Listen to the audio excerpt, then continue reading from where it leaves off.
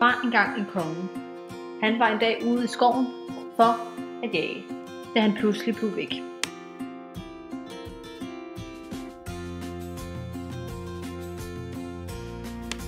Endelig fandt han en hytte, hvor han ville spørge, om han kunne overnatte.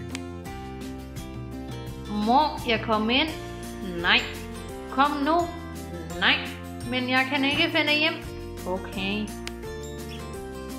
Inde i hytten var en kone ved at føde sit barn. Da konen havde født sit lille barn, foregav kongen at være så forelsket i det lille barn, at han måtte have det med hjem til kongeslottet. Det var kun noget, han sagde, fordi han ikke ville have, at den lille baby skulle blive den nye dronning. Kongen tog babyen med ud i skoven, hvor han brækkede ryggen på den og efterlod babyen der. Lidt senere kom et barnløst par forbi og fandt babyen. De blev meget glade.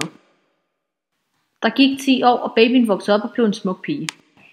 En dag mødte kongen den lille pige. Da han pludselig indså, at det var den baby, han havde brækket ryggen på, der skyndte han sig at nagle pigen fast til et træ.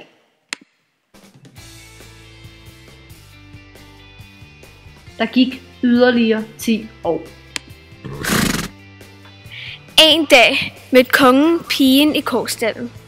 Han blev dybt forelsket i hende.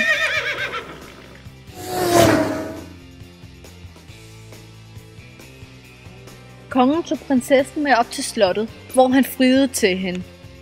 Pigen ville gerne gifte sig med kongen på en betingelse: hun skulle aldrig vise sine hænder og altid bære handsker. Efter brylluppet gik der mange år, hvor de boede lykkeligt sammen. Men en dag spurgte kongen, om han ikke nok måtte se hendes hænder. Det ville dronningen ikke have, men til sidst endte det med, at hun tog handskerne af. Kongen faldt om og døde på stedet. Da han fandt ud af, at den pige, han havde prøvet at dræbe 2 gange, var pigen, han havde giftet sig med.